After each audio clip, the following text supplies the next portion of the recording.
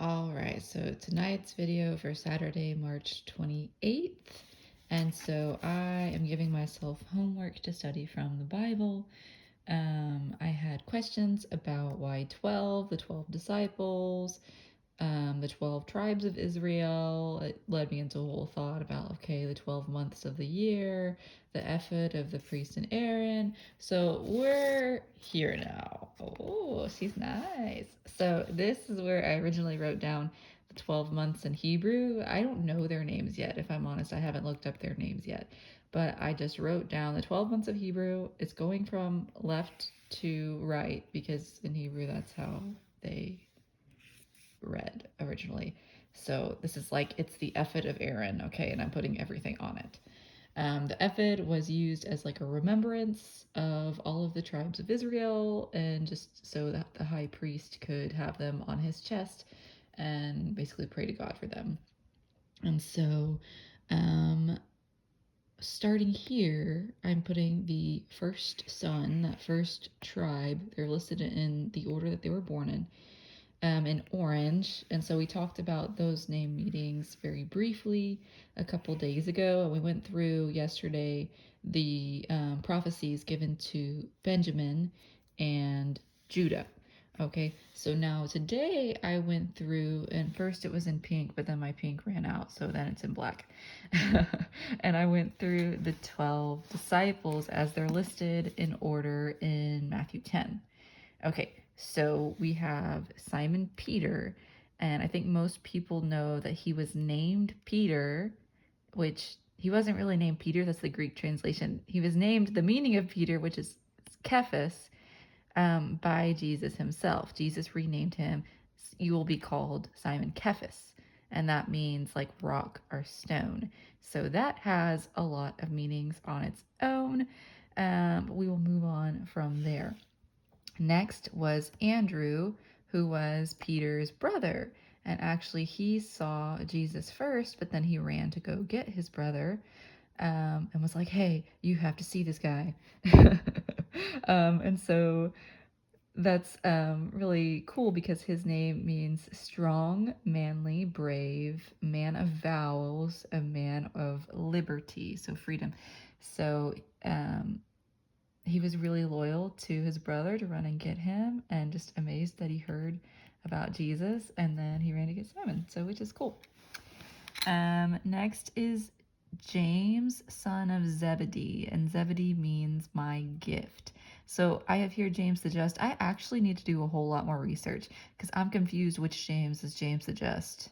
I'm getting them all mixed up. So they're kind of both mixed up because some people say that this James is the James that's mentioned in the Antiquities of the Jews, which is a primary source. It's written by Josephus during like the 70th year ever, 70 AD, sorry, 70 year after Jesus. And he's writing down the history of the Jews pretty much up until that fall and then even after. But just be careful if you're researching that. So it's really common in ancient Greek society to just impersonate people and write an article in their name. So do a lot of research on that. Don't just, take it at face value. But anyways, it is interesting that he has this mention because James, which means Yaakov, which means supplanter or one who follows. And he wrote the book of James. And he's saying, hey, we should be obedient to the Jewish law. And he's eventually martyred, and people are critical of his martyrdom, people in the Jewish community, because it was done when the ruling parties kind of left, and there was a middle manager who was just kind of like kill them all, and did it before his advisors got back, his people got back. So he got a lot of he got in a lot of trouble for that, and I think it was Ananus or something, if you want to look that part up.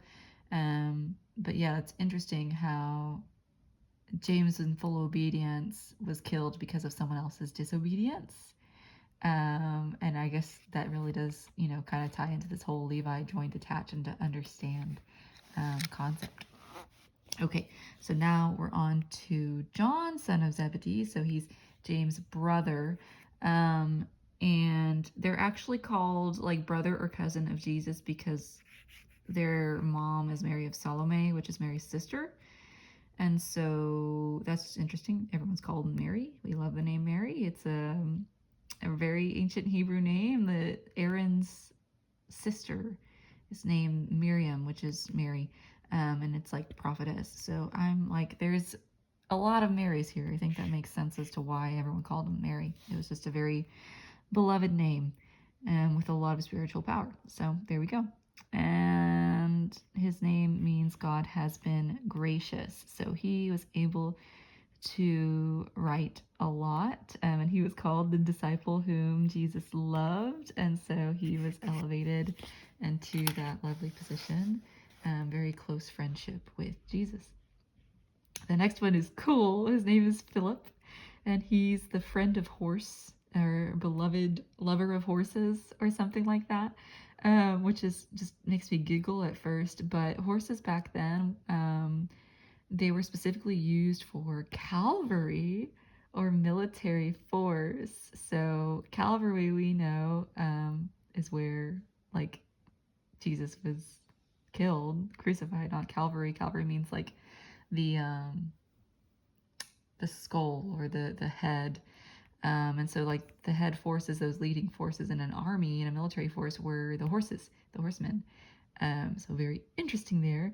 But also friend of Calvary, what he did in the Bible that's mentioned in John 1 is he brought his friend Bartholomew or Nathaniel. So he goes by two names. In John 1, he's called Nathaniel, but he's listed in other places as Bartholomew.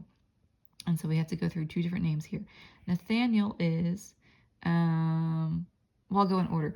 Jesus, when he first mentions him in John 1, calls him an Israelite in whom there is no deceit, which is high praise, definitely coming from Jesus. But Nathaniel means gift of God or God has given. And something interesting is Nathan was the advisor to King David, and he's the one who kind of set him on the right track when he, really messed up with Bathsheba and her husband and all of that mess.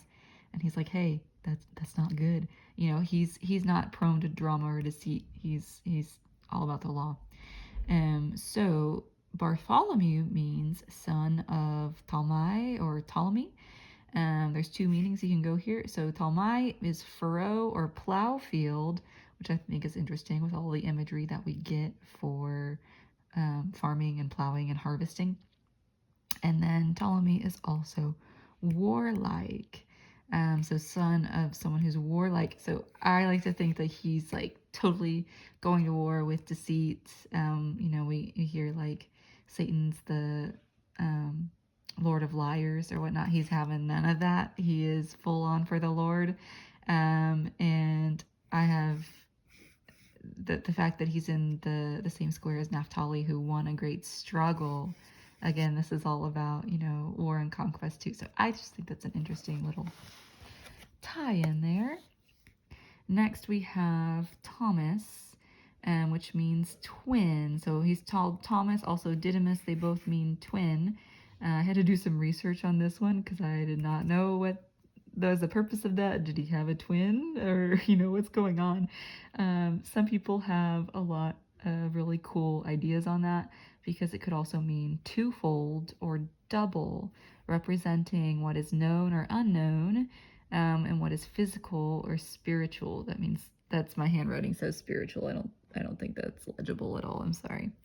But he was doubting Thomas, so he wanted to see for himself what was true and what was not true, what was physical and spiritual.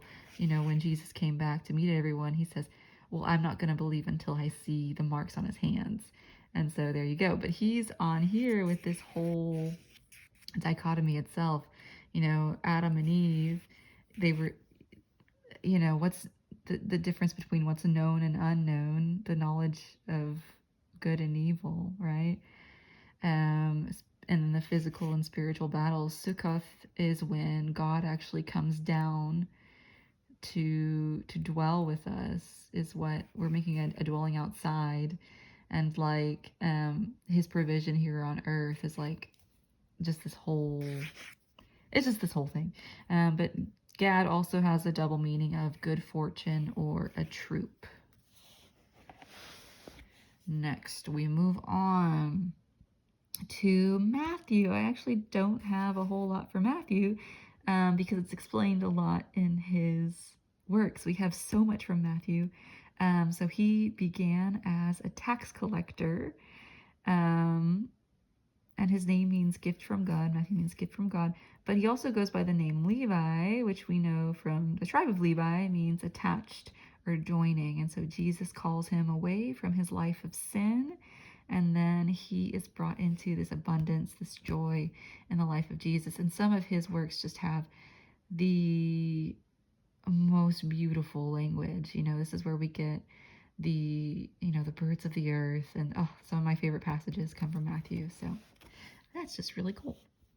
All right, so next is James, son of Alphaeus, and honestly, they get these two mixed up. I'm confused on them. So word is that his mother's Mary of Clopas, which is another name for Alphaeus, which is another reason for this whole we don't know who's who.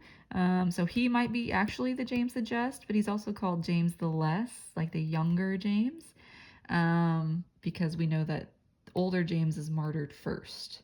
I think he is also martyred, but also there's a whole lot of just missing information for him that I haven't found out yet. And Issachar is who he lines up with, which is to be rewarded. Next is Thaddeus, which means courageous heart, and Aramaic, which is the language that Jesus spoke, more than likely. He didn't speak Hebrew, he spoke Aramaic. And then gift of God, which is Greek. So at the time there's just this, mixture of Romans and Greeks and all of it. So Aramaic and Greek together are the languages. But his other name he goes by is Jude. So a lot of times you'll see him as Judas Thaddeus, which means praised, generous, good to others. And just a little cool fact, he's the patron saint of hopeless cases, which is really interesting. Okay, so he lines up with Zebulun, who means honor, which is kind of cool because in Hebrew, to honor, it might also be to grant resources to, like you honor your father and mother. Jesus talks about how we can't do that because we're paying all of these extra taxes to you. So honor, there's kind of like a financial component to that as well, I feel like. And so it's like support and generosity kind of lines up with that. Okay, next we have Simon the Zealot. And zeal means total commitment to God's will and law. But this one, it's kind of been twisted a little bit because they tried to instigate rebellion against the Roman rule. So they did this saying, oh, we're not going to be ruled by these pagans, let's rebel. But that's just not it, right? Because we have looked yesterday for rebellion is like the sin of divination, and arrogance is like the evil of idolatry. Because you have rejected the word of the Lord, he has rejected you as king. That was what was said to Saul by Samuel when he didn't obey the authority that Samuel had. So that's in 1 Samuel 15. Again, it's a hard thing. Like, the Bible never commends rebellion, not once. And at least my Bible, I have to go read Maccabees, y'all. I have not read Maccabees, but I gotta read that one. But anyways, authority is put in front of us by God himself, and whether it's good authority or bad authority, it's not our job to break against the authority. It's our job to pray, and then God is in charge of that, right? He is the person who gets revenge. We don't get revenge. That's it's not our job. We shouldn't be trying to take revenge. But anyways, so Simon means he is heard or listening, and we know that from the tribe of Simeon, which is up there, or listening. So just like that. And then it's interesting that they're lined up with Joseph, God has taken away my disgrace. He will add or increase. So the zealots, he might have actually been like a murderer or something. And it's just interesting that, hey, it wasn't everything that happened was in accordance with God's will. Like they were under Roman rule so that Jesus could be, given up to Pontius Pilate and this whole legal system work out. It wasn't the Romans who killed Jesus, or it was the Jews who chose, his death ultimately. So it's just interesting on that. All right. And then the last one, we've already talked a lot about Ben-Oni and Benjamin. It's like that twofold, trouble and promise that go together. And so Judas means the praised one. It's interesting because he kind of praised himself more than anyone. And so Iscariot has several meanings. So he's called the betrayer. He's the one who betrays Jesus. But Iscariot, there's a cool little Hebrew analysis if you look up, the meaning of Iscariot in Hebrew. So Ish means like a weakness of man who finds strength in numbers. So it's like a weak person who goes and finds a bunch of people to support him. So an individual who is weak but social. There's a social component to that. And so he's finding a bunch of friends to support him because he's weak and can't fight his own battles. Which is interesting because he totally gives away to the mercenaries and the men who were near him in the synagogue, but he himself was weak to the will of God. Like he wasn't able to fill out his faith and complete that race with Jesus. So that's Iskarioth is a city. It's a name like of a city, and it also means city, if that makes sense. So Iskarioth is a city. It also means to cool off, or a chance or accident, fortune or fate, which is very interesting for his whole storyline. Another meaning for it, coming from a different language, I forget which one, sorry I didn't write it down, means Sikar, like dagger man or mercenary. So literally, like, the betrayer is this weak social person who, was put there to be this betrayer, just interesting. And again, it's on that twofold prophecy. This ultimately leads into the redemption of Jesus. He dies on the cross and then is revealed. So all of those little correlations there. This next video might go two ways. I might decide to look up the names of the months, or I might talk about these prophecies for each tribe that were listed in Jacob's prophecy over them. That's gonna take some time though. I feel I have to actually understand their history to do that. So it might be some time before I do that. We'll see. All right, bye.